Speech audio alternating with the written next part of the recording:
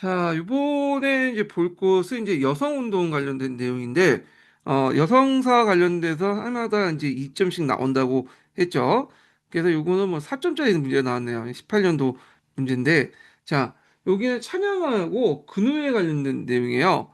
자, 요거 이제 내용을 이제 한번 읽어보겠습니다. 자, 기읍과 니은의 단체 이름을 쓰고, 기읍과 니은의 단체 이름을 쓰고, 그리고 니은의 단체의 주요 활동을 한 가지 쓰시오. 그리고 디귿에 들어갈 1920년대 후반에 운동 노선을 쓰시오. 이렇게 이제 돼 있거든요. 자, 여기에 기획은 찬양회, 니은은 근후회, 그다음에 운동 노선은 좌우협동 전선 운동, 아까 신간회 같은 그 운동들을 이제 얘기를 하는 겁니다. 자, 요거 관련된 내용을 한번 읽어볼게요. 예, 이렇게 기출예문 내용.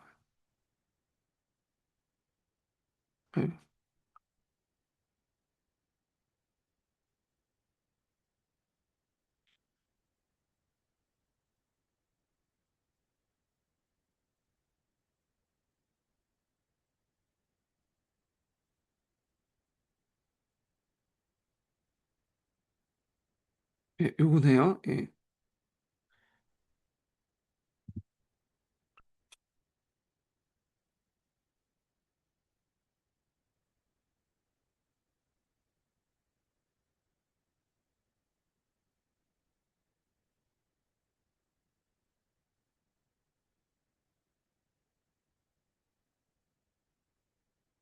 이미지 속의 텍스트를 요청하신 대로 원문 그대로 옮겨드립니다.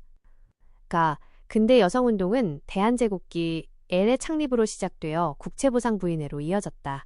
3.1운동 직후 대한민국 임시정부를 지원하고 독립전쟁에 대비하기 위하여 국내외에 애국부인회가 조직되었다. 이외에도 조선여자교육협회, 조선여자기독교청년회, 조선여자동호회 등이 여성계몽 활동을 하였다. 이후 통일된 여성운동의 필요성이 대두되어 원 L의 창립학화 창립되었다. 뜻 있는 부인들이 궐문 앞에 진복하여 상소하고 중략 구미각국으로 말씀하여도 여학교를 설립하여 각종 지혜를 학습하여 계명 진보에 이른즉 어찌 우리나라에만 여학교가 없으오리까. 중략 학부에 칙령을 내려 특별히 여학교를 실시하여 어린 여자아이들로 하여금 학업을 닦아 각국과 평등의 대접을 받게 하시기를 엎드려 바라옵니다. L. 상소문. 조선 여성운동은 세계사정 및 조선사정에 의하여 또 조선 여성의 성숙 정도에 의하여 바야흐로 중대한 단계로 진전하였다. 부분도로 분산되었던 운동이 단일한 타야흐로 타야흐로 조직된다. 여성의 각층에 공통되는 당면의 운동 목표가 발견되고 운동 방침이 결정된다. 그리하여 운동은 비로소 광범하게 또 유력하게 발전할 수 있게 되었다. 이 단계에 있어서는 모든 분열 정신을 극복하고 우리의 가율성으로 퍼웃으로 하여금 더욱더욱 공고하게 하는 것이 조선 여성의 의무이다. 조선 여성에게 얽혀있는 각종의 불합리를 요약하면 봉건적 유물과 현대적 모순이니 이에 대하여 투쟁함에 조선 여성 사이에 큰 불일치가 있을 리 없다. 선언문, 괄호기호. 그래서 이 가로킨 게 그 발음이 좀 이상한데, 자, 일단 보고요. 그러면 이제 여기에서 이제 관련된 내용을 이제 좀 분석을 해보겠습니다. 자, 일단은 이제 요 가는 전반적으로 여성 운동에 대한 내용이고, 요 나는 이제 뭐와 관련된 내용이냐면, 요게 이제 찬양회와 관련된 내용이죠. 찬양회. 예. 그러니까 우리가 찬양회 하니까 뭐 기독교 단체로 이제 인식할 수 있는데, 기독교 단체는 아니에요. 그래서 이 찬양회는 1898년에 만들어진 단체예요. 그래가지고 거기 나의 이제 내용은 여권 통문이라고 해서 뭐냐면 그 당시 이제 그 관련된 차량에 관련된 그 문서거든요. 그래서 요 내용을 보면 어찌 우리나라에만 여학교가 없으리요 라면서 여성 교육의 필요성과 남녀 평등을 이제 주장한 최초의 여권 선언문이다. 여권 통문이 이렇게 이제 의의를 두시면 되겠고요. 그래서 요때 이제 그 서울 북촌의 여성들이 우리도 학교에 가겠다. 우리도 인간의 평등한 대접을 받겠다고 선고를 한 거죠. 그래서 이게 단순한 상소문이 아니라 여성 인권 운동의 첫 걸음이라고 이제 보고 있어요. 그래서 이때 이제 여성 최초의 이제 사립 여학교였던 그 뭐가 하냐면 순성 여학교가 만들어져요. 순성 여학교. 예. 그래서 이제 만들어졌지만 지원을 좀 해주겠다고 해다가 지원이 안 돼가지고 금방 폐교됐긴 했지만 최초의 여성 학교다. 이렇게 이제 보시면 되겠습니다. 자, 그 다음에 다는 이제 뭐와 관련된 내용이냐면 근우회죠. 근우회. 예. 1920년대 후반에 독립운동 노선인 민족협동전선, 여기 들어갈 게 민족협동전선이야. 그래서 이 좌우합작 운동이라고 이제 쓰시면 될 것 같긴 한데 민족유일당이나 근데 그 당시 당을 만들자는 건 아니었잖아요. 민족유일당 그 주 관내에 관련된 내용이고 그래서 정확한 표현은 그 좌우협동전선은 민족협동전선운동 이렇게 이제 정확한 말이거든요. 그래서 여기 내용은 이것은 이제 그 근우에 관련된 내용인데 자 그래서 하여튼 이 근우의 선언문에서 여기 보면 분열된 운동을 단일한 근원에 조직한다는 거잖아요. 그러니까 좌우합작의 어떤 그 좌우합동전선, 민주합동전선을 얘기한다. 그래서 3.1운동 이후에 이제 여성운동도 사회주의와 민족주의로 이렇게 나눠졌죠. 그래서 그렇지만 1927년 남성들 중심의 신간회가 만들어진 것처럼 여성들도 일제 앞에서 하나가 되자 손을 잡고 이게 근우하게 되고 신간회가 해체되면서 요 근우회도 해체됐어요. 자, 그러면 요게 또 물어보는 게 뭐냐면 근우회에 관련된 활동 내용을 이제 물어보고 있죠. 그래서 강연 및 계몽 활동을 하죠. 지방 순회 강연을 통해서 강연을 통해서 이 발음이 안 되는데 그래서 순회 강연을 통해서 여성들의 의식을 깨우치고 문맹 퇴치 운동을 전개했고요. 그리고 기관지였던 근우를 이제 발간을 해요. 그래서 여성의 권익과 민주의 현실을 알리는 데 있고 그다음에 또 원산 노동자 총파업을 지원하거나 그리고 강주 학생활운동 진상조사 및 지원 등을 하거나 실제 이제 투쟁 현장에서 상당히 노동자 학생들과 함께했다. 이렇게 이제 보시면 되겠습니다. 자, 그래서 이제 요 내용인데, 자, 그러면 이제 뒤에 넘어가서 이제 또 다음 문제를 보겠습니다. 그 다음 문제가 원산 총파업이죠. 예. 요거 상당히 중요해요. 원산 총파업. 그래서 노동운동사에서 이 원산 총파업을 상당히 중요시 여기고 있거든요. 그래서 1929년에 일어난 원상 총파업과 관련된 내용이고, 그 다음에 이제 나는 30년대 들어와서, 30년이죠. 요거는 이제 그 디귿에 들어갈 것이 뭐냐면, 그 적생 그러니까 혁명적 노동조합, 그러니까 적생 노동조합 관련된 내용이죠. 그래서 요거 한번 읽어보겠습니다. 자, 기획에 들어갈 단체 명칭을 쓰고, 그 다음에 니은을 참고해서 디귿에 공통으로 들어간 노동운동의 노선을 쓰시오. 이렇게 이제 이거든요. 자, 요 관련된 예문을 한번 또 읽어볼게요. 예.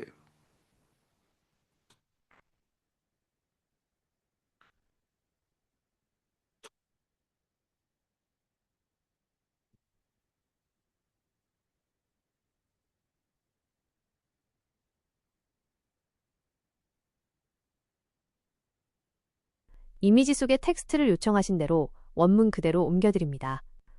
기라 원산총 파업 사건은 원산의 한 회사에서 일본인 감독이 조선인 노동자를 구타한 사건을 비롯되었다. 노동자들은 처우 개선을 요구하며 파업을 일으켰고 이 지역 노동운동의 중심이었던 에리키가 파업을 지휘하면서 도시 전역의 총파업 운동으로 발전하였다. 파업은 수개월에 걸쳐 지속되었으나 실패로 끝났다. 대륙 침략을 본격화한 일제가 노동운동을 가혹하게 탄압함에 따라 합법적 노동운동은 개량주의로 흐르거나 활동 자체가 힘들게 되었다. 이와 같은 상황에서 사회주의자들은 억개량주의를 배격하고 노동자들 속으로 들어가 비합법적인 방식으로 아래로부터 노동조합을 결성하고자 하였다. 일본 제국주의는 민족개량주의적 부르주아에게 자치를 약속함으로써 그들을 매수하고 그들의 도움을 얻어 새로운 혁명의 방파제를 쌓으려 하고 있다. 중략, 신간에도 역사 마찬가지로 민족개량주의적 단체이다.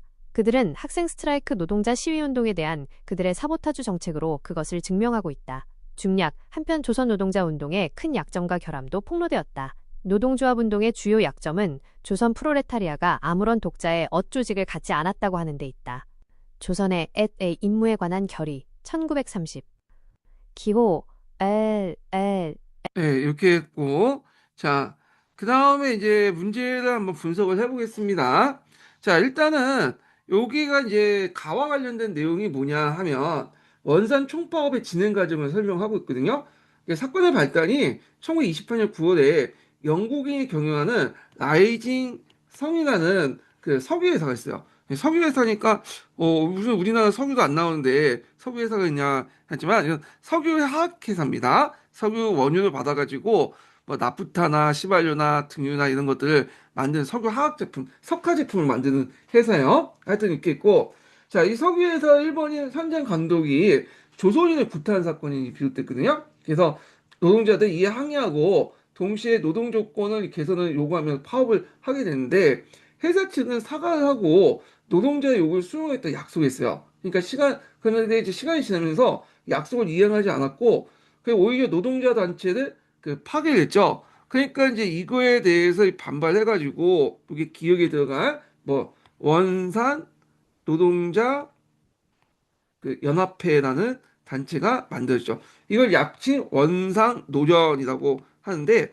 둘 다 이제 쓰기 맞을 것 같아요. 둘 다 써도. 그래서 이 원산 노련이 반발해서 1929년 1월에 총파업에 들어가 있는데 자, 이 자본가 단체인 원산 산업회의소가 파업에 참가한 노동자를 불러시키로 했고 이때 이제 일제는 또 원산 총파업이 또 제3의 3.1 운동회가 될 수 있다. 이게 10주년 기념이잖아요. 그래서 이제 이렇게 두해서 이제 이 학살을 이제 막으려고 했죠. 그래서 그때 이제 어용 노조를 만들었어요. 항남 노동이라는 그걸 통해서 이제 원산 노조를 불법화시켰고 경찰 동원에 무력으로 이제 진압을 했거든요. 자, 이에 맞서 노동자들의 전국적인 여론이 확산되는 과정에서 이때 이제 전국 각지에서 성금과 식량이 들어왔고 그 외에도 노동자 그러니까 일본, 중국, 프랑스의 노동자나 노동자 조직들이 격려 정문을 했어요. 그래서 이 원산 총파업은 일종의 어떤 세계적인 어떤 연대 파업, 그 세계적인 지원을 받았다. 이렇게 보는데, 단순히 이게 원산 노동자에서만 끝나는 게 아니라 이걸 통해서 뭐냐면 전국적인 파업, 그리고 국제 연대, 이런 것들이 형성됐다. 그래서 이런 측면에서 볼 때 원산 총파업은 상당히 이제 일제 강점기 때 노동운동의 백미로 평가를 받고 있다. 이렇게 보시면 되겠습니다. 물론 이제 계속 탄압을 받다 보니까 결국에는 이제 뭐냐면 4개월 만에 총파 패배를 하게 되죠. 예. 그래서 하여튼 이를 비록 실패했지만 이 운동을 통해서 노동자의 사회의식을 고조시키고 일본 식민지 통치자들의 노동자 계급에 대한 인식을 새롭게 각성시키는 원인이 되었다는 거 이렇게 이제 보시면 되겠습니다. 자, 그래서 이때 이제 참여했던 인구가 인원이 거의 원산 인구의 3분의 1 정도 참여했다고요. 상당히 대중성 있는 어떤 운동이었다. 이렇게 보면 되고요. 자, 그 다음에 여기 보면 이제 이렇게 보면 요 뭐죠? 계량주의를 배격하고 노동자 소거가 비합법적인 방식으로 아래로부터 노동조합을 결성을 한다. 그러니까 이제 계량주의라는 것은 그러니까 일제와 타협한 이 독립운동 세력들, 그러니까 이 타협적 민족주의자들 얘기하잖아요. 예, 그 계량주의자들은 이제 사고 방식이 뭐냐면 일제 통치체제 인정하면서 그 안에 조금씩 곤쳐 나가자는 주장이야. 하지만 사회주의 강경파도 이걸 혁명의 방패막이라고 비판하면서 철저히 배격하려고 했죠. 진짜 독립이 아니라 일본의 노예는 진짜 독립을 해야지 어떻게 이제 일본의 노예로 사냐 뭐 이렇게 이제 주장을 했던 거고 그래서 요걸 이제 참조해서 계량주의를 배격하고 이렇게 비합법적인 노동조합 관련된 내용에서 디귿에 들어갈 노동 운동은 여기 이제 뭐냐면 혁명적 노동종합 운동이다. 그래서 혁명적 노동조합, 적색 노동조합이라고 하죠. 합법에서 비합법에서 일제 감시패 지하 조직을 하고 생존권에서 정치 투쟁으로 이제 월급 올려주에서 일제 사도 계급 회복이라는 정치적 구호를 내고요.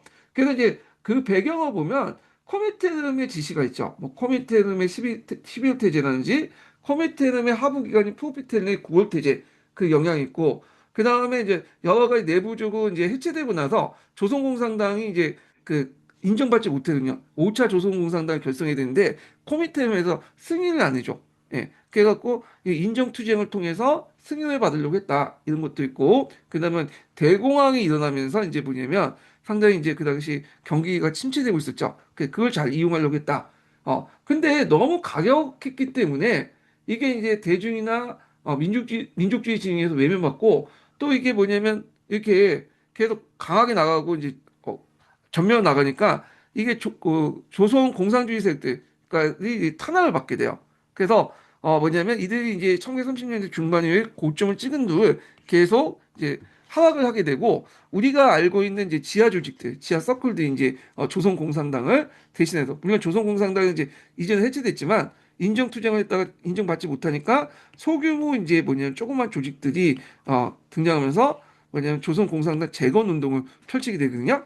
예, 경성 콩쿠름이나 트로이카나 이런 그 단체들이 등장하는데 요 부분이 요번에 기출이 나왔던 거죠. 예. 자, 그래서 이제 요 내용들 이제 파악을 해두시면 되고요. 여기 문제되는 분들을 보면 은근히 사회주의 관련된 공산주의 관련된 내용에 관심 있는 분들이 많더라고요. 그래서 여기 이제 일제 강점기 때 조선공산당과 공산당 해체 이후에 적색 노동조합 그리고 그 뒤에 여러 가지 비밀 서클들 활동들을 좀 공부를 해두시는 것도 좋을 것 같아. 예. 그래서 이렇게 이제 좀 보시면 될 것 같고, 자, 요 내용을 제가 이제 좀 약간 그 도식화 시켜가지고 이제 구조들을 제가 한번 만들어 봤거든요. 잠깐 보여드릴게요. 자, 원산 총파업의 이제 요 구조도입니다. 예.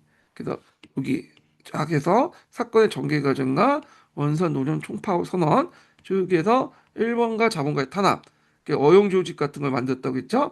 결과. 그래서 한계와 역사적 의 이렇게 이제 쭉 해서 정리를 좀 했는데 제가 밑에 첨부를 해놓을 테니까 이거 다운받아 보시고요. 그 다음에 또 이제 하나의 구조도를 좀 만들어봤는데 잠깐만요. 이게 이게 이제 뭐냐면 적색 노동조합 관련된 내용이 있어요. 적색 노동조합. 그래서 적색 노동조합 접속하겠습니다. 그래서 이제 적색 노동조합이 30년대 초중반까지 있었던 건데 배경 이런 것도 있고 요 배경에다가 이제 약간 이제 고가서 대공황도 있더라고요. 예, 이런 것들 이제 정리해 놓고요. 커미티는 노선 변화해가지고 7월 여기 12월 퇴제하고 9월 퇴제 요거 뭔데 여기 프로테텔레가 있는데 이건 어차피 코미테는 산하조이기 때문에 실제 코미테를 공부했다 보시면 돼요. 그래서 여긴 계량주의 배격해가지고 신간을 명시하진 않았지만 신간의 염두를 두고요. 9월 퇴제는 아예 신간을 명시해서 이 당시 이제 소부르주아 단체 해가지고 이렇게 했던 단체죠. 그래서 이제 요 과정들 제가 이제 기출문제 분석에다 좀 적어놨으니까 기억을 해두시고 적색 노동조합이 만들어졌고 그다음에 1930년대 초반에 대규모 파업들 이런 것도 있죠. 그래서 결국에 일제 탄압과 운동의 한계 때문에 결국에 운동이 약화됐고요. 그 이후에는 이제 뭐냐면 태업이나 약간 이제 그런 이런 식으로 이제 태업 같은 사보타지 같은 방식으로 하거나 했고 그다음에 지하 서클 같은 거 아까 조직했다고 했죠. 이런 내용들 한번 이제 봐주시면 되겠습니다. 자, 그래서 이 내용은 좀 중요하기 때문에 제가 이제 이 부분을 좀 한번 읽어보겠습니다. 그래서 문제가 여기 11번 문제거든요. 여기까지 쭉 있고 제가 여기 정회부터 해갖고 12월 태제, 9월 태제인데 요 12월 태제와 9월 태제 부분은 꼭 봐두세요. 요거는 자 한번 읽어보기로 하겠습니다. 자, 제가 여기다가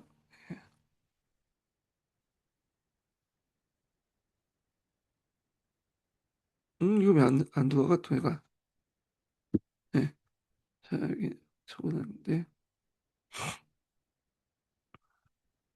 어디까지 적는가? 자, 이게 원산 총파업이고 여기 여기인데 이거 본료 내용인데 이거는 원산 노동 총파업 관련된 내용만 제가 해놨거든요. 그래서 일단 요거 읽어볼게요. 여기는 내용이 별로 없어서 여기서 읽겠습니다. 두 번째 인증번호 알려드릴게요. 56번입니다. 두 번째 인증번호 56번이에요.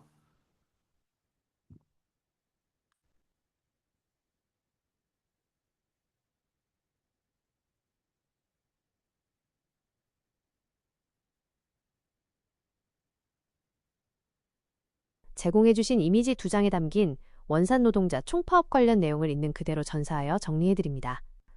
원산 노동자 총파업은 1929년 1월부터 4월까지 약 4개월간 지속된 일제강점기 최대 규모의 노동운동이었다.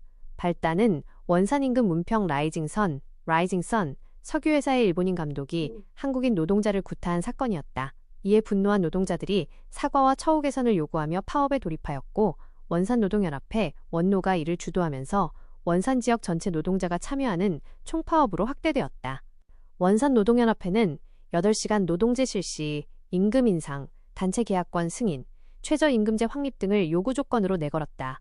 일제는 경찰과 소방대, 심지어 제향군인회까지 동원하여 파업을 탄압하였으며 원산 지역의 계엄령에 준하는 공포 분위기를 조성하였다.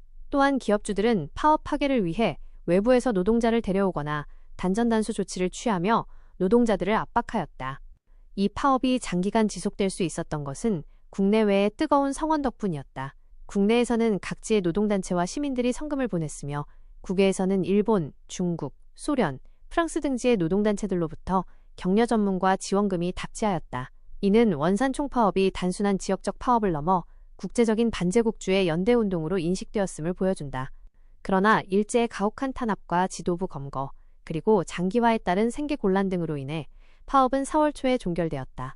비록 노동자들이 내건 요구 조건이 전면적으로 수용되지는 못하였으나 이 사건은 한국 노동자의 강인한 투쟁정신과 조직력을 대내외에 과시하였으며 1930년대 이후 노동운동이 보다 조직적이고 정치적인 성격을 띠게 되는 중요한 계기가 되었다. 사회과 총서 및 15년 개정교과서 내용 참조.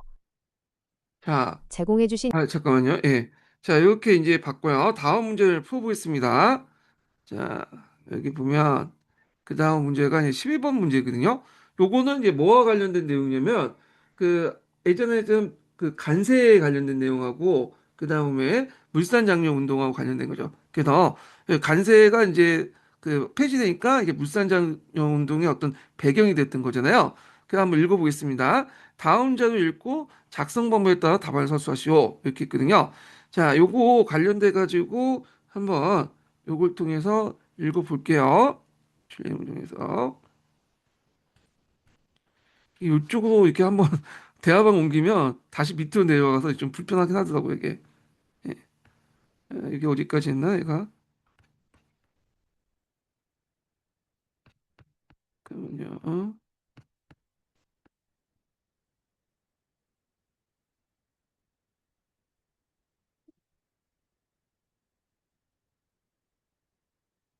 여기네요. 예, 여기 읽어보겠습니다.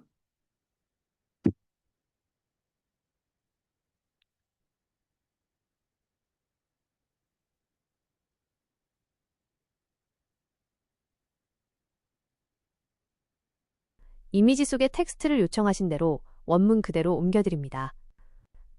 금우관세가 철폐되면 인하여 산업이 진흥치 못할 것은 현우를 막론하고 긍정치 아니치 못할 바인이 중약 이뿐만 아니라 관세 수입이 감하면 그 수입만큼 조선인의 세금이 증가할 것이니 조선인의 갈 곳이 하처인고. 동아일보 1920년 7월 12일 자사설. 현금 구미 각국은 저와 같이 상공업이 발달되었으나 주의를 행하나니 유차관지 컨대 선진이요 부강한 국도 옆이 희국산을 장려하고 중약 대개 우리가 법령이나 정책으로는 여차 한 문제를 해결할 권리 또는 처지가 아닌즉 자위상 불가불 공덕심과 공익심에 위하지 아니치 못할지라. 조선물산장려회 취지서 1928. 1923년 4월 1일부터 주정, 주류 및 어를 제외한 모든 물품에 대한 이입세가 철폐되었다. 조선총독부 시정 30년사. 자, 그래서 이제 요거 관련돼서 한번 이제 또 보겠습니다. 자, 여기에 보면 이제 작성방은 문제가 나오는데요. 가로 안에 기역에 들어갈 용어를 쓰고, 가로 안 니은에 들어갈 품목을 쓰시오. 이렇게 있거든요. 자, 일단 이거 사료 분석부터 이제 먼저 할게요. 이 문제는 나중에 좀 하고. 예. 저기 이제 가와 나는 이제 뭐와 관련된 내용이냐면, 물산장려 운동에 관련된 내용이고, 그 다음에 물산장려 운동의 배경이 됐던 간세철폐와 관련된 내용이거든요. 예. 그래서 이때 이제 일제가 1910년에 우리나라를 이제 병합할 당시에 이 간세를 철폐하는 게 당연한 거 있죠. 예. 한국하고 일본 간의 간세를 철폐하는 건 당연한 건데 이때 일본이 간세를 철폐하지 않았어요. 예. 왜 그러냐면 일본이 그 당시에 누구의 눈치를 봤냐면 외국 그의 눈치를 본 거야. 그러니까 서양 제국주의 국가의 눈치를 본 거야. 왜냐 일본하고 서양 제국주의 국가 간에 그 당시에 그 뭐예요 불평등 조약이 있었죠. 그러니까 일본 입장 때는 이 서양 제국주의의 어떤 신기를 건드리기 좀 힘들었어요. 그러니까 얘네들 입장 고려해서 뭐냐면 간세를 그대로 유지했어. 왜냐 간세 폐지하면 서양 제국주의 입장 때는 자기 가격이 상대적으로 뭐냐면 뛰는 거잖아요. 자 그러다 보니까 이제 일본 눈치를 이제 서양 제국주의자들의 눈치를 보면서 간세를 당장 폐지하지 않고 10년 유예를 했어요. 그러니까 1920년에 이게 유예돼 갖고 이제 그때 가서 폐지하겠다. 근데 이제 중간중간에 조금씩 폐지하긴 했지만 1920년에 나서 완전히 폐지하겠다고 이제 해놓고 10년 유예 조약을 이제 뒀거든요. 자, 그래서 1920년에 이제 유예 조약이 다가오니까 이제 이게 유예가 이제 해서 폐지 시점이 다가오니까 이때 이제 이게 문제가 된 거야. 간세. 그게 폐지 관련된 내용이. 그래서 이것이 동아일보에서 이제 실렸던 거고, 관세가 폐지하면 일본의 값싼 제품들이 드문데 우리는 어떻게 하냐. 그래서 이제 그 당시에 이제 조선의 상공업자들이 조선 총독부에 가서 징징대기 시작했죠. 이거 관세 첨부에 뭐 막아달라. 조선인 본인의 산업 전체를 쳐달라 하니까 그거에 대해서 이제 총독부는 들어주지 않았죠. 총독부 입장일 때도 관세 폐지를 반대하긴 했어요. 왜냐하면 이 관세 수입이 총독부의 주요 그 세금이었거든요. 그래서 중앙 정부가 지금 일본 정부가 지원하지 않은 가운데서 자체적으로 세원을 만들어갖고 이제 운영을 해야 되는데 조선 총독부 입장 때는 관세 수입이 상당히 중요한 그 세원이기 때문에 일단 관세 어떤 폐지도 이제 뭐냐면 반대했던 거죠. 그러다가 징징대니까 이제 조선 총독부가 1923년에 가서야 3년 더 연장해서 24년에 가서 폐지했다. 이렇게 보면 돼요. 그래서 그때 이제 요 중간 사이에 이제 뭐냐면 아까 말한 것처럼 조선인들이 와서 조선 총독부에게 조선인 본인 정책을 이제 해달라고 관세 폐지를 뭐냐면 유예해달라고 했는데 관세 폐지 유예는 들어준 것 같아. 자기 입장을 볼 때 조선인 본인의 어떤 산업 정책은 들어주지 않았다 이렇게 보시면 될 것 같고요. 그래서 결국에는 이제 요게 자극받았고 요게 이제 일어난 게 1920년에 용어죠. 3년 뒤에 이제 관세가 폐지되니까 그 이제 대비를 해야 될 거 아니에요. 자, 그래가지고 이제 앞에 이제 조선물산의 친일서가 이렇게 주장할 때 그때 내세웠던 게 뭐냐면 보호무역주의죠. 보호무역주의 이거 얘기했죠. 자유무역이 아니라 보호무역주의를 해서 우리 산업을 보호하자 이렇게 이제 했던 거고요. 자, 그러면 이제 여기에서 기획과 니은에 들어갈 걸 많고 가해 시점에서 개정 문제가 대두된 이유를 서술하시오. 이렇게 있는데 요건 이제 두 가지 측면에서 볼 수 있어. 아까 전에 언급한 것처럼 강제 병합 당시에 일제가 서구 열강 간의 외교적 마찰 피하기 위해서 조선 간세를 10년간 유지했다는데 그 기한이 총 20년에 다갔고요. 그래서 이제 뒤에 이제 조선 총독부가 이제 일본 정부에 징징대니까 수입이 없다고 징징대니까 3년을 유예하고 1923년에 아직 폐지됐던 거고. 그래서 두 번째가 일본의 전후공항하고 관련된 거야. 1차 세계대전 끝나고 나서 일본의 경제 극심한 불황이 왔어요. 1920년에 공항이 닫혔거든요. 왜냐면 세계대전 때 일본 경제 하강이었죠. 그래가지고 막 물건을 찍어내고 막 이제 뭐 수출하고 됐는데 이게 이제 전쟁이 끝나니까 전시 경제가 폭삭 죽은 거예요. 예. 그러니까 이제 쌓아놓은 재고가 되게 많을 거 아니에요. 그러면서 그 당시 전시 그 뭐냐 전후 공항이 생기기 시작해요. 전후 공항. 그래서 이게 1920년인데 이때 이제 일본 기업이 남은 재고를 처분할 수 있는 어떤 소비 시장이 필요했는데 조선이 필요했던 거예요. 그래서 관세잡을 허물어갖고 조선에 적극적으로 진출하려고 했다. 이두 가지 이제 시점에서 이제 보시면 될 것 같은데 예전에 이제 좀 들었는데 요게 이제 첫 번째보다는 두 번째 초점을 맞춰갖고 이제 채점을 했다고 하더라고요. 저도 처음에 첫 번째 약속망록을 가지고 얘기를 했는데 채점자가 그렇게 그러니까 출제자가 그렇게 얘기를 했다고 하는데 근거가 있는지 없는지 잘 모르겠어. 예, 그거는. 근데 교과서에 이제 뭐냐면 일본의 전후공항 관련된 내용에서 그 당시 간세철폐 배경으로 나오거든요. 그래서 요번에 이제 개정판에는 집어 넣습니다. 예. 그래서 요 두 가지를 동시에 보시면 될 것 같고 자, 그 다음에 여기 다와 같이 이익관세가 철폐된 이유 이익관세는 일종의 간세죠. 간세. 그래서 조선하고 일본 간에 이제 이렇게 간세가 있었다고 했잖아요. 예, 서로 간에. 근데 간세의 수도 다 철폐된 게 아니라 두 가지는 뺐죠. 이건 수리고, 요건 뭐게? 면직무예요, 면직무. 예. 그래서 이걸 왜 철폐했냐? 저도 이거 궁금했어. 이거 왜 두 가지를 철폐했을까? 근데 이제 제가 이제 이거 찾아보니까 이유가 있더라고. 일단은 이 주정이나 주주는 그 당시 이제 뭐냐면 그 일본 총독부의 주요 그 수입원이었다. 그러니까 여러 물품 중에 일본 물품 중에 주정이나 주주가 상당히 차지하는 품목이 많았나 봐요. 그러니까 요거조차 폐지하면 간세를 통해서 뭐냐면 얻을 수 있는 일본의 어떤 일본 총독부의 수익이 없어지는 거야. 그러니까 총독부 수익을 확보하기 위해서 그런 거고 요 이유는 이제 뭐냐면 요거는 방직업자들의 어떤 로비 때문에 그렇다고 하더라고요. 그래서 이게 면직물 같은 경우에는 이미 조선에 많이 진출했잖아요. 그러니까 반직 같은 게 이제 값싼 노동력을 통해서 하는 노동 지하적 사업이잖아요. 지금도 우리나라나 뭐 심지어 중국조차도 요즘에 옷을 섬유공을 발달하지 못하고 다 공장을 저쪽 베트남이나 저 뭐야 어디 쪽이죠? 저쪽 어디다 방글라데시로 옮기잖아요. 그러다 보니까 그때 많이 진출했어. 노동비가 싸니까 임금이. 그래서 그 당시 일본 방정업자 입장 때는 여기 이제 보면 자기가 기껏 여기에서 이제 나름대로 독자적인 어떤 생태계를 구축해 놓고 이렇게 있었는데 여기 일본에서 면직물이 들어오면 한국산 면직물 그러니까 한국산 면직물은 일본 기업이 만든 한국산 면직물이 타격을 받을 거냐.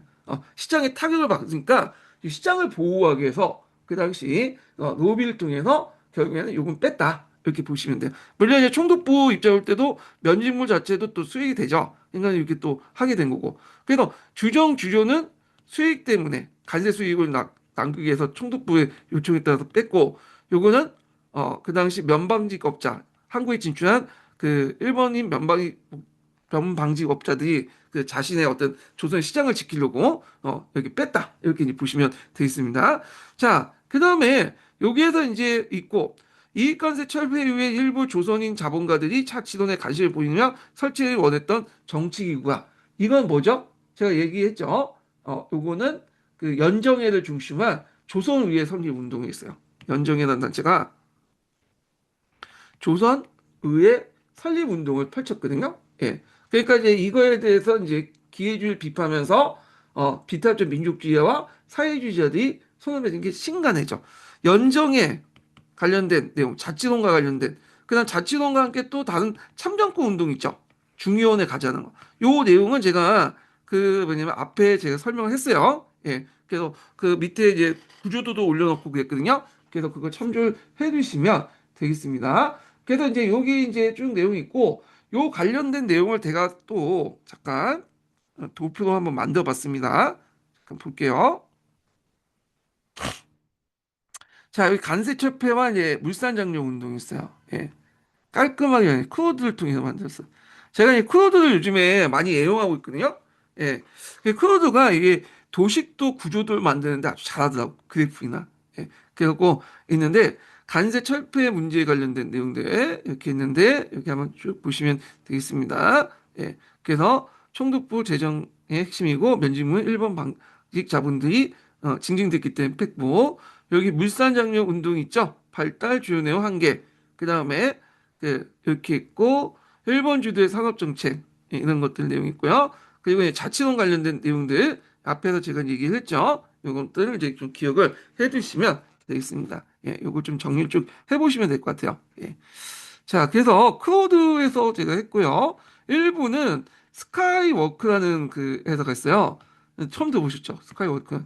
이 스카이워크가 이제 중국 싱가포르에 있는 회사인데 중국계 자본이야. 뒤에 그 중국 공산당이 있는 건데 스카이워크에서도 이제 도표나 이 그래프 같은 걸 만들긴 하는데 약간 이제 크로드보다는 좀 떨어져 질이. 그래서 스카이워크는 뭐가 잘하냐면 이제 그 보고서 있잖아요. 자료를 재난을 수집해가지고 보고서를 작성을 많이 하더라고요. 그래서 일목요연하게 갖고 스카이워크가 이게 토큰 수 제한이 없어요. 마음대로 쓸 수 있어. 예. 그래서 이제 중국제 그 AI가 좋긴 좋은데 제가 그거에 대해서 재민이한테 검색을 했어. 스카이워크가 어떤 회사냐 물어봤는데 어, 중국계 회사고 뭐 뒤에 중국 공산당 있고 잘못하면 개인정보가 털릴 수 있다. 그래서 내가 중국 공산당이 내 개인정보가 뭐 필요하겠냐. 고등학교 선생님밖에 안 되는. 그 뭐 대단한 정보를 다루는 것도 아니고. 그랬더니 뭐 고등학교 선생님 패턴을 파악할 수 있다 하는데 하여튼 그래요. 하여튼 제가 이제 쓰고 있는 이제 그 AI를 요즘에 이제 얘기를 하고 있습니다. 그래서 AI 가지고 제가 지금 계속 그 뭐냐면 자료도 만들고 강의 대본도 지금 계속 만들고 있거든요. 그래서 앞으로는 이 AI를 쓰냐 안 쓰냐에 따라서 상당히 이제 뭐냐면 생산력에 어떤 큰 영향을 미치는 것 같아. 예. 자, 하여튼 이렇게 있고요. 자, 그 다음에 이제 넘어가서 요 관련된 기출문제 분석을 또 한번 읽어봐야겠죠. 중요하니까. 예. 그래서 제가 이제 요 관련된 내용을 미리 여기에다가 이제 얘한테 읽기를 한번 시켜봤습니다. 예. 그래서 있고 이건 세미나를 통해서 읽을게요. 해가지고 좀 넘어갈게요.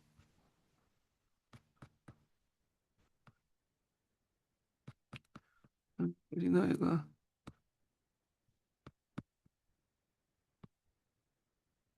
1900고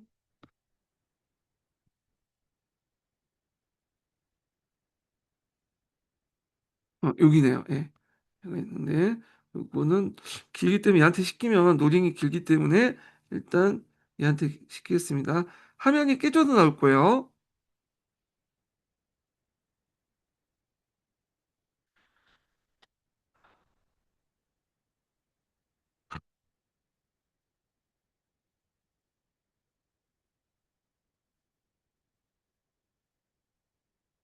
챗GPT는 수준이 떨어져서 이제 못 쓰겠어. 읽기만 시키고 있어 지금.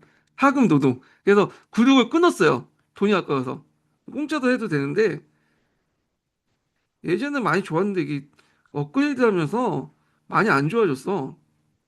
잠깐 이제 읽겠습니다. 제공된 자료를 그대로 전사합니다.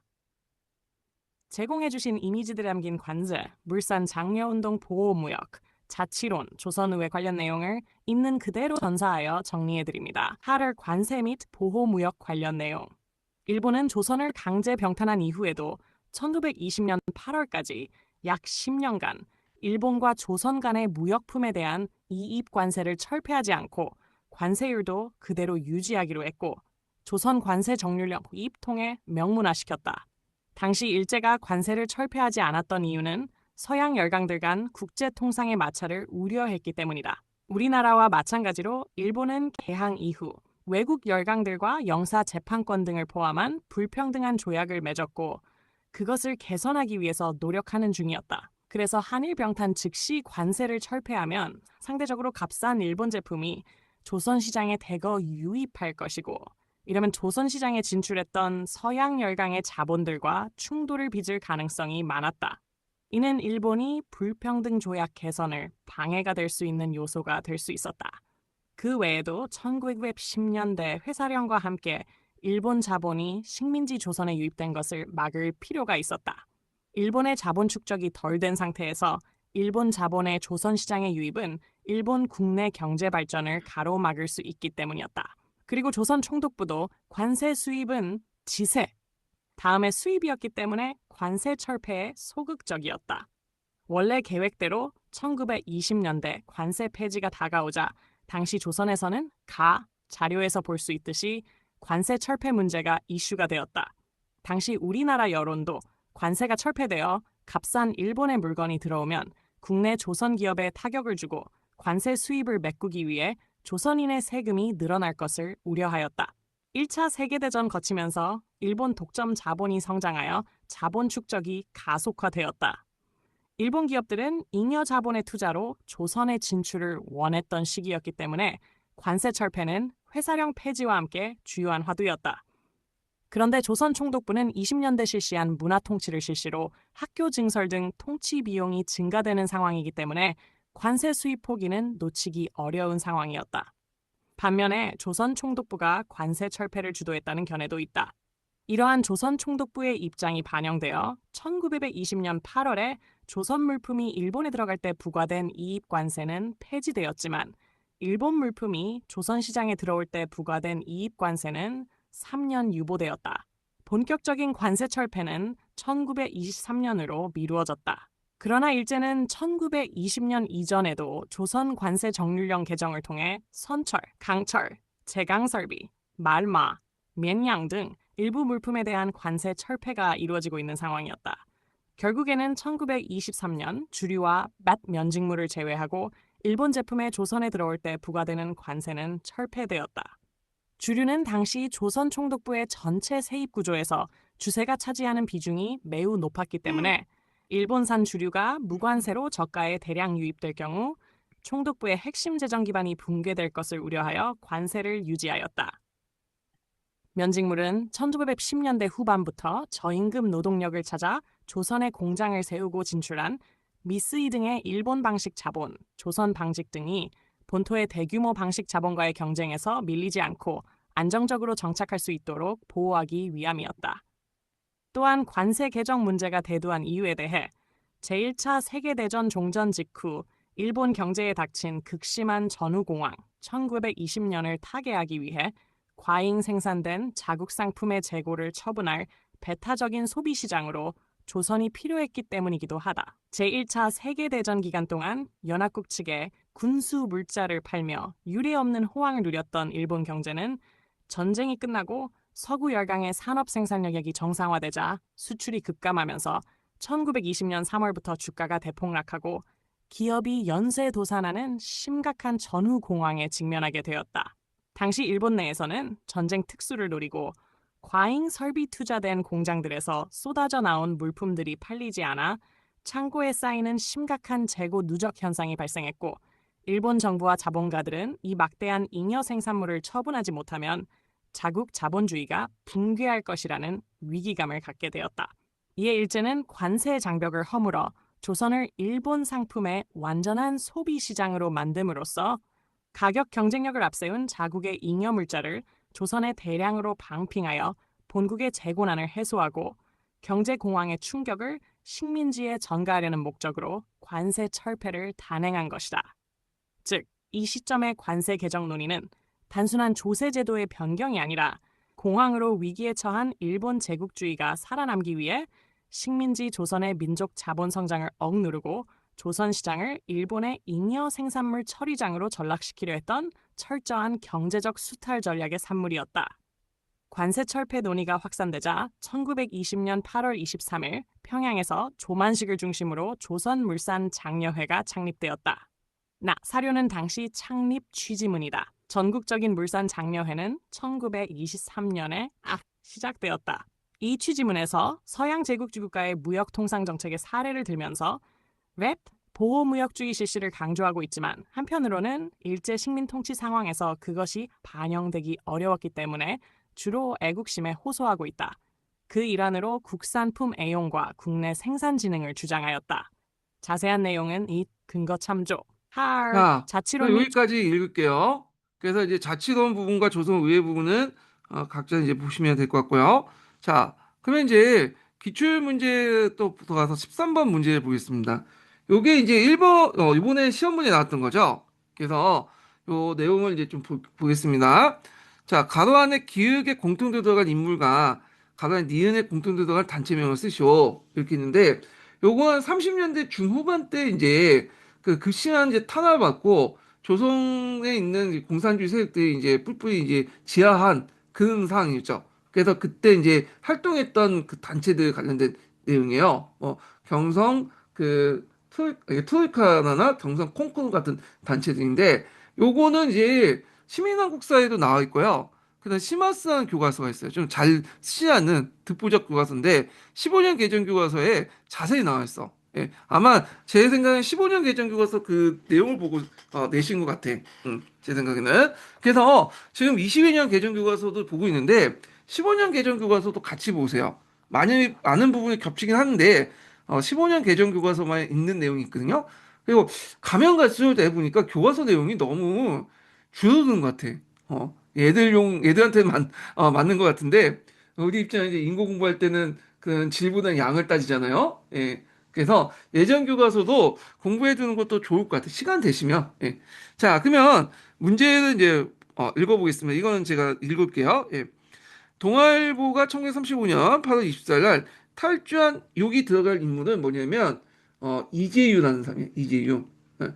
그래서 이재유 관련된 내용인데 이재유는 여러분들 이제 어디 듣보잡 같은 사람이죠. 예. 근데 그 사회주의 역사에서는 상당히 유명한 사람이나 봐요. 예. 그 당시에 이제 1935년 8월 24일 때 동아일보 기사인데 이 시기 때는 일제가 이제 대륙 침략을 이제 본격화하면서 이제 중일 전쟁 그 만주사변이 일어났잖아요. 이후잖아요. 사상 통제를 강화했던 시기예요. 그래서 이재유가 이제 그 당시 삼원 감시를 뚫고 서대문 형무소 2층에서 떼어내려서 그 탈출한 사건이야. 이게 이제 경성 전역에 발칵 뒤집어 놓았거든요. 예. 그래서 이제 이때 그 뭐냐면 경성제국대학의 이제 일본인 교수였던 사람이 그 뭐냐면 위학기 시가누스인가? 그 사람이 이제 뭐냐면 까지 포섭해서 비밀 본부를 꾸며놓고 그래서 여기까지 숨어들었다고 하는데 자, 하여튼 뭐 이 내용이에요. 한번 읽어보겠습니다. 자, 그래서 이제 이재유의 극적인 활동의 제목 안에 경성제대 연구실 간사가 근변 공산주의 운동의 총본영 탈주한 총지도자는 이재유와 미학계 교수의 정태식 등의 악수 여기서 일본인 교수가 참여한 조선공산당 초유사이며 취지 중에 서대문서 2층에서 서대문 서대문 교도소를 얘기하는 거죠. 2층에서 도와 탈출했다는 기사가 있다. 자, 기획그룹가 그 다음에 이재유죠. 이재유 그룹은 서울 및 경기도 지역의 비밀 노동자 농민 학생 조직을 결성했고 이를 토대로 당 재건 운동. 당 재건 운동은 뭐냐면 조선공산당 재건 운동이야. 조선공산당이 해체됐죠. 20년 말에. 그래서 그걸 이제 해체하고 새로운 이제 그걸 만들려고 상당히 노력했어. 그래서 30대 초반에 이렇게 이제 뭐냐면 적색 노동조합, 적색 농민조합 해가지고 급격하게 이제 강력하게 투쟁했던 것도 여러 가지 중에 하나가 뭐냐면 코민트로부터 인정받아서 조선공산당을 재건하려고 했던 건데 인정받지 못했죠. 코민트는 입장 뭐냐면 너희들은 이제 국내에서 활동하기 어려우니까 그냥 일본 공산당, 중국 공산당 국외로 나가서 거기에 들어가서 활동해라. 그렇게 지침이 내려왔어요. 그래갖고 일본 공산당과 중국 공산당 안에 그 조선인 공산당이 되게 많았어요. 그 당시에요. 예. 그리고 언제 재건됐냐면 이건 이제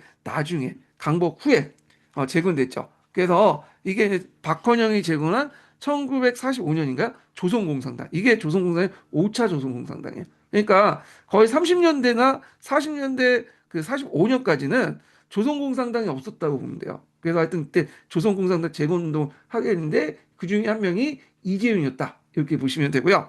이재훈이 이제 만든 그룹이 뭐냐면 트로이카라고 있어요. 트로이카. 이 트로이카는 뭐랄까 이거 러시아어죠. 그래서 그 당시 마차가 그 뭐냐 세계 바퀴로 이제 아니, 마차가 세 명 그 당시 마차가 그 말이 세 마리였나 봐요. 그래서 그 트로이카 해갖고 러시아로 이제 한다는데 하여튼 그 당시 이제 그 이재훈은 노동자, 농민, 학생 3인을 하나의 세포로 움직이는 트로이카, 이 러시아로 3명, 3 이런 거죠. 전술을 구성했는데 이를 통해서 이제 서울과 경기 지역의 공장지를 중심으로 강력한 비밀 조직을 구축했어요. 그래서 그때 이제 일본 경찰망이 막 이렇게 수사망이 이제 이렇게 쫓아오잖아요. 근데 여러분이 이걸 벗어나서 여러분 탈출하고 성공했어. 예. 그래서 어떤 소문까지 들었냐면 민중들에게 이제 일본 놈들도 이재유는 못 잡는다라는 희망의 상징이 되었다고 하고 나중에 이제 이재유가 또 체포되죠. 일단은 예? 그래서 이렇게 있고요. 자, 그러면 계속 읽어보겠습니다. 그래서 이재유 그룹, 트로이카 그룹은 서울 및 경기도 지역에서 비밀 노동자, 농민, 학생 조인 세 개를 세포 단위로 해갖고 트로이카를 조직했다는 거예요. 결성하고 이를 통해 단제공 운동을 전개했다. 함께 활동했던 이간수는 추로부에 박헌영과 뭘 조직했냐? 이거는 경성 콩쿠rum을 조직했어요. 경성 그룹을 조직했거냐? 경성 콩그룹. 콩이라고 읽기도 하고 콤이라고 읽기도 해요. 이걸 조직했는데 자, 그래서 이제 이 커뮤니티 그룹이라는 뜻이야. 사회주의 그룹이라는 뜻이에요. 그 이재용 체포된 후 그의 동료였던 이간술과 그 다음에 박헌영이 1939년에 조직을 했다. 이렇게 보시면 돼요. 그래서 이 조직 그 경성 콩쿠rum은 단순히 계급 투쟁을 넘어서 반제국주의, 반전 통일 전선을 지향을 했다는 거죠. 그러니까 이제 일본의 침략의 전쟁에 반대해서 모든 세력을 손을 잡는 그러니까 전술을 채택했다. 이렇게 이제 보시면 되겠습니다. 좌우합작 조직인 전술을 채택을 했다는 거. 예. 그래서 이제 일제 강점기 마지막까지 이렇게 조선공산당 재건 운동을 펼쳤다. 이렇게 이제 보시면 되겠습니다. 자, 그래서 이제 이재유 그룹과 이제 경성 콩쿠르 관련된 내용들 이제 봤고요. 그래서 조선 공산당사도 좀 볼 것 같아요. 일제 강점기 때 그 공산당의 역사 있잖아요. 이런 것도 이제 뭐 또 깊게 팔 필요 없고 교과서 수준에서 한번 정리해 주는 것도 좋겠습니다. 예. 그래서 이제 이렇게 이제 보시면 될 것 같고. 자, 그러면 이제 또 다음 문제를 풀어볼게요. 자, 국외 독립운동 전개해 보겠습니다. 그래서 이제 1910년부터 해서 3, 40년대까지 해외 독립운동을 보는데 주로 이제 연해주나 만주 지역의 독립운동이에요. 예. 그래서 문제를 풀어볼게요. 자, 여기 지도 문제가 나오는데 일단 지도가 어디 있는지는 파악을 해 두셔야겠죠. 요게 예전 지도예요. 예전 지도이기 때문에 정확하게 위치가 정확하게 표시되지 않아요. 이게 아마 그 학원 측에서 그 수험생들 이제 내용 듣고 복귀한 지도 같은데 이거 90년대 만들어서 그런지 약간 이제 그렇죠? 예. 제가 나중에 다시 복원 좀 다시 해보려고 AI도 해갖고 일단 위치 정보 적어놓고 그걸 이제 표시를 좀 다시 해갖고 한번 요걸 교체 좀 해보려고 하고 있거든요. 요거 다음 판에는 제가 AI로 새롭게 이제 단장을 해보겠습니다. 이 지도를요. 자, 일단 이렇게 보면 여기가 이제 보면 이렇게 쭉 나눠서 세 개 지역 있죠. 자, 여기가 남만주 지역. 그다음에 이쪽이 북만주 지역. 그다음에 이쪽이 연해주. 예. 이렇게 이제 세 개로 이제 나눠볼 수 있죠. 연해주로. 자, 남만주 지역의 중심 지역은 그 일종의 독립운동 기지는 삼원보죠. 여기 A가 삼원보예요. 그다음에 B가 이제 용정이죠. 예, 용정. 그 다음에 C가 여기에 블라디보스토크고, 그리고 이 D가 하얼빈 같아요. 예. 근데 이게 여기가 아니다. 하얼빈은 이쪽인데 약간 표시가 좀 잘못된 것 같아. 여기가 하얼빈이. 예. 그리고 여기가 이제 가라고 하는 곳이 뭐냐면 그 한흥동이라고 있죠. 한흥동. 한족을 흥하게 하는 동. 이때 한족이라는 것은 대한민국 할 때 한이랍니다. 네. 그래서 이제 요 지역인데 자, 그러면 이제 지도를 이제 좀 파악을 했고 요거에 대해서 이제 좀 보겠습니다. 자, 한흥동 활동 내용을 이제 보는데 가 지역에서 전개된 항일 독립운동에 관한 설명 오는 것을 이렇게 있잖아요. 자, 요거는 이제 1번이 나오죠. 이상설, 이승희 등이 독립운동 기지를 건설했다. 예. 그래서 이제 그 당시 이상설과 이승희 등이 밀산배 한흥동을 토지를 매수해서 한인총을 만들었어요. 그래서 한흥동, 그래서 한족을 흥하게 하는 동네. 이때 한쪽은 대한민국 할 때 한족입니다. 이게 이거예요. 예. 그래서 이 지역은 이제 나중에 이 지역은 북한도 지역을 얘기해요. 북한도 지역은 봉오동 천산리 전투 이후에 일제 보복을 피해서 그 당시 이제 나중에 북상한 독립군 부대들이 집결해서 대한 독립군단을 조직을 했죠. 여기. 그래서 요 밀산부에 이제 집결해가지고 자유시적으로 넘어갔잖아요. 요거와 연결돼서 이제 좀 보시면 되겠습니다. 예. 그 다음에 이제 여기에 보면 서전서수 관련된 요거 계속 읽어볼게요. 예, 2번 오답을 봐야 되겠죠? 자, 2번 보면 이제 여기 이제 그 안중근이 한국 침략의 원흉인 이토 시로부미를 사살했다. 하얼빈이죠. 하얼빈 관련된 내용이고 그 다음에 이상설과 이동희가 정 부통령으로 이제 그 하는 대한강국군 정부가 이제 만들었다. 대한강국군 정부는 블라디보스토크예요. 예. 그래서 대한강국군 최초의 임시정부는 이제 역할을 했다고 하는데 자, 이게 최초의 임시정부죠. 대한강국군 정부. 그래서 우리가 이제 임시정부 그도 있지만 그 전에 우리가 가정부라고 하는 임시정부가 처음 만든 게 대한강국군 정부라고 이제 보고 있어요. 자, 1914년에 만들어졌고 그다음 김재진이 이끌었던 북로 군정서군이 청산리 전투에서 이제 승리했다. 자, 아마 이제 이거는 용전 부근 쪽에 이제 해당할 거야. 요거. 예. 그래서 이제 그러니까 답이 이제 1번이 되겠죠. 예. 자, 그다음에 민족교육기관인 서전서숙이 성립했던 독립운동 기지는 어디냐? 예. 자, 서전서숙의 이제 독립운동 기지는 여기죠. 용정이죠. 용정. 예, B가 이제 용정이죠. 용정. 그래서 요거 내용 이제 파악을 해두시면 되겠습니다. 자, 그래서 있고, 영종은 이제 서전서숙, 서전서숙도 있고, 명동학교도 있어요. 예, 명동학교도 그래서 민족교육의 요람 같은 역할을 했다. 이렇게 이제 보시면 되겠습니다. 그래서 이렇게 있고, 그 다음에 이제, 이 관련돼서 1910년대에, 이렇게 도표를 제가 한번 좀 만들어봤거든요. 이게 어디 있나? 네, 여기. 예. 그래갖고 여기 보면 크게 이제 북만주, 아까 이제 남만주, 연해주죠. 예, 독립국 기지들이 있죠. 자치기관 변천, 군정기관, 학교 같은 것도 있어요.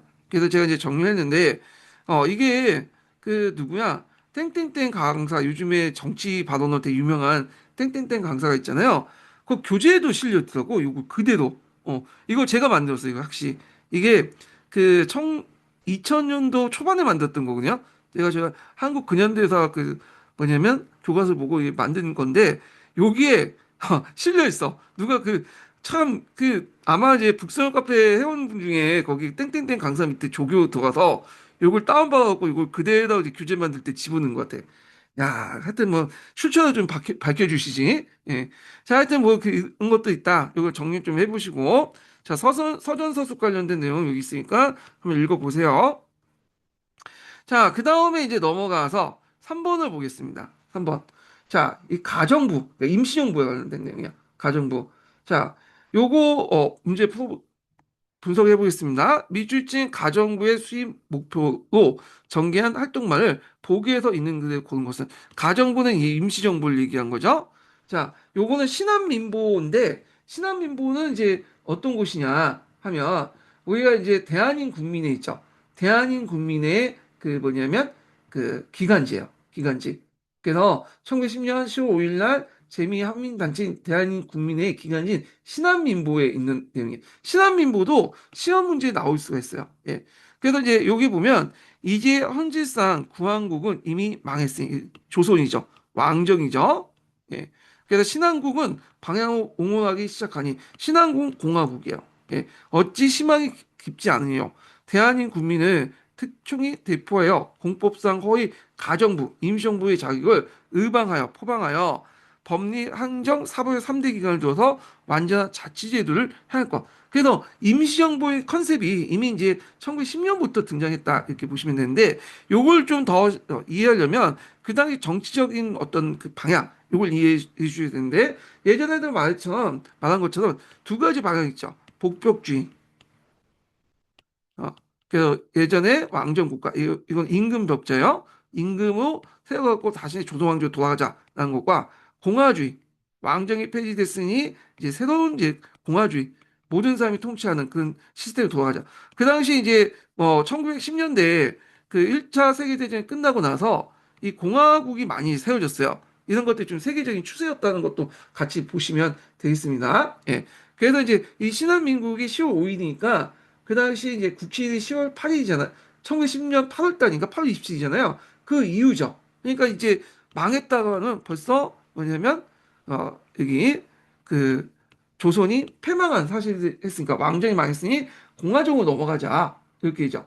그래서 여기 가라는 것은 그 거짓이 아니라 임시란 뜻이야. 그러니까 주권을 빼앗긴 상황에서 우리 민족을 대표한 법률, 행정, 사법의 3대 기구를 만들고 근대적인 어떤 정부 형태를 갖추자. 그래서 정치적 지향이 왕정 복구가 아니라 국민이 주인이 되는 공화주의, 민주공화정을 지향했다. 이런 것도 있는데 여기에서 자치제도의 뭐 3대 기관 여기에서 이제 볼 수가 있는 거죠. 그러면 이제 그 관련된 내용을 이제 보겠습니다. 자, 그래서 이제 여기 대한인 국민회와 이제 관련된 내용인데 일단은 먼저 옳은 것부터 고를게요. 일단은 여기 디귿 대동단결선언 반포. 그래서 대동단결선언은 가정부와 관련된 거, 임시정부. 네, 요거는 가정부와 관련된 거예요. 가정부. 그래서 답이 맞아요. 그래서 가정부의 어떤 수입의 이론적 완성본인데 여기에서 제안했고 여기에서 가정부를 이제 구성했지. 민주정부를 만들어서 통일정부를 만들자. 그래서 이제 신규식, 신채호, 박은식 같은 상해 지역의 인사들이 주를 냈죠. 핵심 논리는 주권 불면론이에요. 예. 그러니까 왕조는 멸망해서 형태는 없어지지만 주권은 계속 변하지 않는다. 그러니까 황제가 주권을 포기하는 순간 그 주권이 누구한테 갔다? 국민에게 계승했다. 이렇게 선언한 거죠. 그리고 이를 담아낼 수 있는 임시정부와 민족대회를 수입을 제안했고요. 그리고 이게 1919년 대한민국 임시정부의 직접적인 배경이었다. 그러니까 여기에서 컨셉을 잡고 그다음에 대동단결 선언에서 구체적인 선언을 하고 이걸 바탕으로 임시정부 갔다. 이렇게 이제 연결돼서 이제 보시면 되겠습니다. 그래서 디귿이 이제 있고, 자, 그 다음에 이제 또 볼 게 뭐냐면, 대한인 국민의 중앙총회죠. 예. 그래서 이건 대한인 국민의 기간지라고 했잖아요. 그래갖고, 그 당시 이제 그 대한인 국민회가 이제 그 조직이 커지니까 중앙총회를 샌프란시스코에 주고요. 하와이, 북미, 시베리아, 만주 등지에 지혜를 뒀어요. 그래서 그때 이제 샌프란시스코 중앙총회 회장은 안창호였죠. 그래서 이는 국외 한인 사회를 가난하는 실제 임시행정기구로서 역할을 수행했다. 그래서 이런 것들, 사료 속에 가정부의 구상을 구체화시켰다 하는데, 요거는 약간 이제 좀 약간 이게 예매하거든요. 그래서 제 생각에는 그냥 가정부와 관련된 것들 쓰면 되는데, 가정부 수립을 목표로 정기 활동 이렇게 있는데, 요게 굳이 뭐 필요 있나? 그런 생각. 그러니까 이게 그냥 이거 없어도 이렇게 이제 할 수 있는데, 제가 이제 문제를 안 들면 이게 예문이 필요가 없는 거 아니야. 이게 그 뭐냐면 문제 그 주관 객관식 문제 만들 때 이 문제점이 있어. 이게 예문하고 요거하고 그러니까 발문하고 예문하고 여기 제시 답안지가 이렇게 일치해야 되는데 예문이 굳이 없는데 이걸 이제 가정부 이렇게 해놓고 이렇게 해놓으니까 좀 그래요. 그래서 제 생각에는 그냥 이렇게 해놓고 기획 이렇게 하면 기획 정보 수립 목표로 정기 활동. 그 이걸 알아야지 이걸 푸는데 이걸 몰라도 알지 못해도 제시문 몰라도 여기에서 발문해서 곧바로 이제 보기에서 풀 수 있는 거잖아요. 그래서 그렇게 썩 좋은 문제는 아닌 것 같아 지금. 예.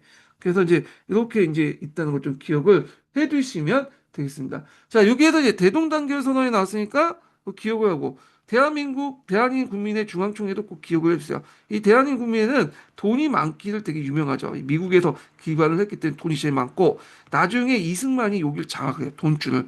그러다 보니까 이게 이제 이승만을 그 대통령이 됐던 것도 임시정 대통령이 됐던 것도 현실적으로 이승만이 돈을 많이 지원해 줄 거다 생각해서 이제 했는데 돈을 잘 안 줬죠. 그러다 보니까 잘리게 됐는데 자, 그다음에 그 외에도 이제 좀 오답을 좀 분석을 해보겠습니다. 여기 니은에 보면 독립의군부가 있죠. 이거는 그 앞에 1912년에 임병창이 이제 그 뭐냐면 고종의 밀면을 받은 그 비밀 결사전 그 결사죠. 그 목표는 대한제국 황제를 모시는 왕정 복구주의에 있어요. 예. 그래서 사료가 강조하고 있는 뭐 자치제도니 권력 분립, 뭐 공화국과 완전 상관이 없는 거고, 그냥 대한 독립당이라는 게 있는데 이거는 좀 약간 듣보잡 단체죠. 이게 1919년에 그 의병장 출신들이 주축이 돼서 만든 무장 투쟁 단체예요. 그래서 초기에는 조선 왕조에 대한 충성을 가는 복벽주의 성격이 되게 강했다. 그래서 상해 임시정부와 노소원 갈등도 빚었던 단체가 대한독립단인데 대한독립단도 외워두세요. 이 두 단체. 오답도 외워두셔야 됩니다. 요거 자체가 문제가 나올 수 있어. 그래서 출제 교수님이 딱 들어가서 요거 보니까 요거 한번 내봐야 되겠다. 낼 수 있겠죠. 사료는 주어지고 뭐 약간 이제 복잡하게 문제를 설정한 다음에 문제를 낼 수 있는 거 아니에요. 자, 그래서 여기는 이제 뭐 관련된 답이 3번이 되겠죠. 디귿과 니을. 예, 요거 이제 체크를 해두시고요. 예. 그리고 자세한 내용 제가 이제 그 밑에 문제 분석해서 적어놨으니까 이제 읽어보시고 4번 문제 보겠습니다. 4번 문제가 이제 대한민국 인식정부 활동 내용을 이제 쓰다가 아마 이게 그 초창기 때 내용을 이제 쓴 것 같아요. 1910년, 19년부터 해서 20년대 그 초반 때 내용을 이제 보는데 자, 여기 이제 딱 보는데 이게 맞는 것만 이제 고를게요. 일단 니은을 보죠. 사료 편찬서 설치. 그래서 일제 식민사관에 대응해서 우리 역사를 바로 알리기 위해서 설치한 거죠. 이강수, 안창호 등이 주도해갖고 한일 관계 사료집을 가능했어요. 그래서 이제 이걸 통해서 국제연맹 등의 한민족 자결의 어떤 당위성을 알리는 기초 자료를 사용했다. 그래서 박은식도 이제 거기에서 이제 또 참가했고 그런데 하여튼 근데 좀 특이하게 이 사료변천에 참여했던 중에 이강수라는 인물이 있죠. 이강수. 이 사람은 친일파잖아. 네. 근데 초창기 때는 친일파는 아니었죠. 그래서 이빨 독립선언서의 기초를 초안도 만들고 초창기 때 임시정부에 이제 활동했는데 자기 그 여자친구가 저쪽 그 한국 그 조선 우리나라에 있었죠. 그러니까 일본이 이제 이 여자친구를 잡고 협박을 하니까 이강수 건너가서 딱 해갖고 딱 재물포 그 항해 내리자마자 잡혀가지고 일본 경찰서에 갔는데 하루 만에 이게 풀려난 거야. 말끔한 몸으로. 보통 이제 그런 그 강복 독립운동가에 잡히면 고문부터 하거든요. 그러니까 몸이 멀쩡한 리가 없는데 하루 만에 그냥 멀쩡하게 풀려나갔다. 그건 이강수가 타협했다. 예. 그래서 여자친구를 구하기 위해서 타협을 했는데 여자친구 입장을 때 이강수가 상당히 남자 같고 자기를 이제 위해서 이렇게 희생한 거 돼 있지만 민족적 입장을 볼 때는 한테 때려 죽일 놈이죠. 하여튼 뭐 어떻게 물론 가치 판단에 따라서 다를 수가 있긴 있는데 그래요. 자, 그다음에 두 번째가 이제 뭐냐면 독립신문이죠. 독립신문. 이게 독립신문이 이제 그 독립협회가 만든 독립신문이 아니에요. 1919년 8월 달에 임정 기간지죠. 그래서 국내 독립 동포들에게 독립운동을 소식을 알리고 그냥 일제의 만행을 폭로해서 항해 의식을 고취시키기 위해서 민족의 입의 역할을 했다. 이렇게 이제 보면 되고요. 그 다음에 또 재정 그 뭐냐면 확보 차원에서 예국 공채를 발행했죠. 예국 공채. 그래서 그 당시 이제 독립운동 자금을 마련하기 위해서 발행한 무기명 채권인데 독립 후에 이제 원금과 이자를 상환할 걸 약속을 했어요. 실제로 이제 해방 후에 우리 정부에서 이걸 상환했다고 했는데 이게 90년대인가 하여튼 그 상환했다고 해요. 그래서 이제 이걸 통해 정통성을 이제 증명했는데 그때 이제 상환 받아서 이제 상환해서 이제 채권을 갖고 있는 사람은 그 당시 독립 채권을 이제 그 뭐야 예국 공채에 산 사람이 아니죠. 이게 일종의 이제 또 하다가 나중에 뭐 골동품처럼 이렇게 그 보관했던 그런 사람들이야. 예. 자, 그래서 그때 그 예국 공채를 산 사람들도 이걸 가지고 내가 뭐 이득을 얻겠다. 그런 식으로 산 건 아니고 조금이라도 보탬이 되겠다 산 것 같아. 제 생각에는. 그 다음에 이제 또 외교 활동도 했죠. 그래서 여기 보면 이제 미국의 그 뭐냐면 워싱턴의 구미위원부를 뒀어요. 이 구미위원부는 아마 이제 여기 같은데 이승만을 중심으로 해서 외교 활동을 했는데 파리 강화에서 또 김규식을 이제 그 파견하는 듯 국제사회에 또 한국 문제를 또 연원화 시켰잖아요. 예. 그래서 이게 워싱턴 특사? 좀 약간 그런데 좀 그래. 그래서 이제 요게 아마 파리 그 김규식의 특사 파견 관련된 내용이구나. 근데 하여튼 여기 있는데 여기는 이제 여기 선택지가 없다 보니까 여기 이제 묶음을 보니까 요게 답이 돼서 니은, 디귿, 미음이 되니까 답이 4번이 되겠죠. 4번이. 자, 이렇게 해서 이제 답을 이제 구성을 하시면 될 것 같고요. 자, 그리고 이제 여기에서 이제 좀 보고, 자, 그 다음에 넘어가서 이제 5번을 보겠습니다. 자, 5번은 대한민국 임시정부의 건국 강령의 일부다. 가를 주장한 사람을 쓰고 나와 나를 실현하기 위해서 방안 쓰시오. 요거 딱 보시면 알겠지 뭐예요? 상균주의죠. 상균주의. 상균주의고 상균주의를 주장한 사람은 뭐예요? 예, 조송왕이죠. 예, 조송왕. 예, 그래서 1914년에 임시정부에 발표한 이제 건국강령 일부인데 이렇게 이제 있고요. 자, 임시정부가 이제 잠깐만요. 이게 임시정부 13년에 4월 달이니까 이게 41년이네요. 예, 41년 제가 이게 잘못했어요. 예, 그래서 이제 건국강령 관련된 내용인데 조성아인데 이거 한번 읽어보겠습니다. 예, 이걸 내가 여기다 해놨죠. 예, 자, 예문 읽기를 한번 해보겠습니다.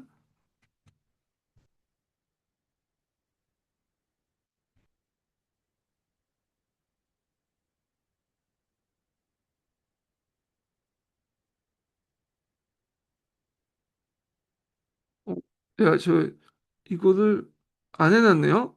예, 잠깐 읽어볼게요. 그냥 이거. 여기 해놓은 줄 알았더니 안 해놨어.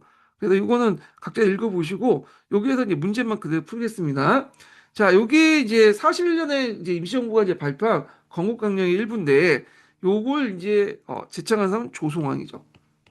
이 핵심 개념은 뭐냐? 상균이라는 건 뭐냐면 개인과 개인, 민족과 민족, 그냥 국가의 균이에요.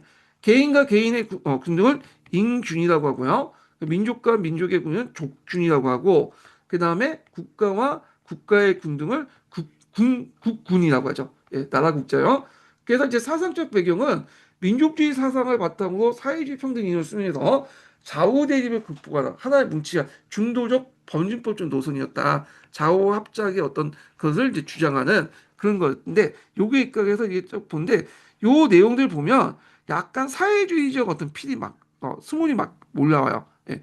그래서 하여튼 그 이 상균주의는 좌든 우든 다 수용했다는 거예요. 왜냐하면 이제 그 당시 한반도와 아니 그 당시 만주와 연해주에 활동했던 중국 관내 이제 활동했던 민중들이 그걸 원했기 때문에 그렇게 했던 거고 그리고 이 상윤주의는 또 나중에 그 당시 이제 기국 후에 한국 독립당의 어떤 또 그 당의 강령도 반영되고 그 다음에 또 재헌헌법에도 반영이 돼요. 이건 나중에 좀 얘기를 할 텐데 자 그래서 이제 있고 그 중에 이제 개인과 개인, 민족과 민족, 국가와 국가의 관계 중에 요게 개인 간의 평등, 그러니까 인균 관련된 내용에도 또 상균이 들어가 있죠.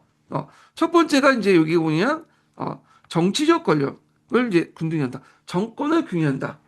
그래서 하는 방법 보통선거제를 실시했다. 이렇게 이제 보시면 되고요. 그래서 성벌, 재산, 학력에 상관없이 모든 국민에게 투표권을 부여하면서 정치적 평등을 달성하고자 했다. 예. 그래서 이런 것들이 임시정부를 거쳐가지고 우리가 재헌헌법 만들 때도 보통 선거가 들어가 있잖아. 예. 그 영령이나 연령이나 그다음에 성별 남자뿐만 아니라 여자도 했잖아. 예. 그래서 이런 것들이 딱 뭐냐 제 생각에는 반영됐다고 생각을 하고 있거든요.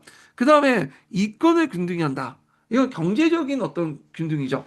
그래서 그 방법으로 대생산 기간과 대생산의 기간 및 토지의 국약. 그래서 주요 산업시설과 토지를 국가가 소유하고 관리하면서 빈부격차를 없애고 경제적 자립을 도모하려고 했다. 그래서 이 민족주의 안에서 사회주의 요소를 이제 수용하려고 했는데 사회민주주의 이런 어떤 요소다. 그런 것들인데 요게 재헌헌법에도 반영이 돼 있어요. 요거는 나중에 헌법 관련된 내용 할 때 좀 얘기하고요. 그 다음에 학교를 이제 균리한다. 그러니까 우리나라 사람이 제일 이제 몰두한 게 자식 교육이잖아. 그래서 여기 학교를 분리하는 거는 국비 의무교육, 국가의 비용으로 모든 국민에게 교육을 기회 균등해서 적어도 초등교육은 시키자. 그런 거죠. 지금은 당연한 건데 지금은 이제 중학교까지 의무교육이고 고등학교도 공짜잖아. 그런데 그 당시에는 진짜 초등교육이 되게 중요했어요. 여기. 그걸 국가가 직접 대원을 투자해서 하는 걸 원했는데 뭐 그 당시에도 힘들었고 한동안 우리나라 건국 후에도 좀 힘들었죠. 포박만 할 뿐이지 힘들었다가 1950년 후반때 뭐 한국전쟁 끝나고 나서야 국민학교가 이제 일종의 의무교육이 되고 그랬는데 자 하여튼 그래서 이거는 이제 어떤 의미가 있냐 그 1920년대 말에 정립되기 시작한 이 사상은 1931년에 임시정부 기본이념이 되기도 하고요. 41년에 건국 강령의 공식화 되죠. 그래서 당시 분열됐던 이제 독립운동 세력을 하나로 이제 묶는 정신적 지주 역할을 했다는 거. 그리고 민주주의, 사회주의 장점에 이제 결합된 사회민주주의 어떤 요소가 있고, 그다음 앞에 얘기한 것처럼 해방 후에 1948년에 대한민국 재헌헌법에 이런 것들이 많이 반영됐다. 이게 22년 개정교과서나 15년 개정교과서에 들어가 있어요. 뭐 토지개혁이나 교육의 권리나 대상상 기관의 어떤 그 공유, 그 국유나 또는 공유 이게 국유나 또 뭐죠? 갑자기 생각 안 난다 그 단어가. 예. 그 뭐냐 공사, 그 공사를 만드는 건데 이런 것들이 이제 들어가 있다. 이렇게 이제 보시면 되겠습니다. 자, 그래서 조성왕의 상균주의는 시험 문제 나올 수 있는 거죠. 이게 되게 중요하기 때문에 이거 한번 읽어보겠습니다. 자, 제가 이 기출문제 분석 자료에다가 적어놨는데 여기 몇 페이지야?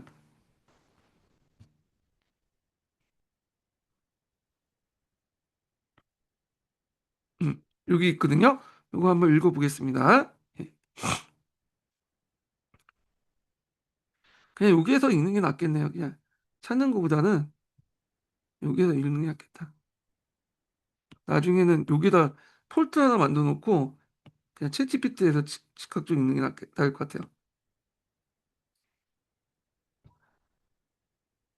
지금 하다 보니까 매뉴얼이 점점 개선되고 있어. 예.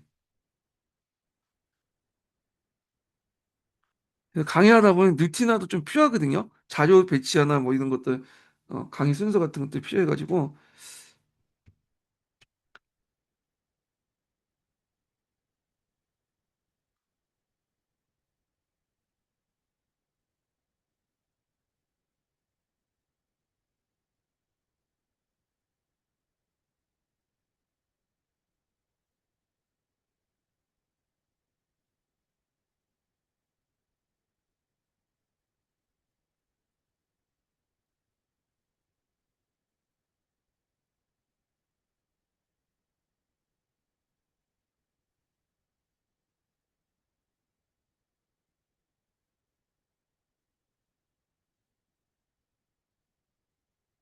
자, 읽어보겠습니다. 문제 예문 밑줄 친 이념을 제창한 사람은 조소왕이다. 삼균주의는 1920년대 말 기본 구상을 마련했고 1931년 임시정부의 대외선언에서 체계가 세워졌고 1941년 대한민국 건국 강령에서 임시정부의 기본 이념 및 정책 노선으로 채택되어 공포되었다. 삼균주의는 민족주의 이념을 바탕으로 사회주의 수용하였고 이념적으로 사회민주주의를 지향했다. 조소왕의 철저한 평등주의 이데올로기인 삼균주의를 내세우게 된 것은 주로 다른 민족의 전제 밑에서 민족적 계급성을 자각한 데 있다.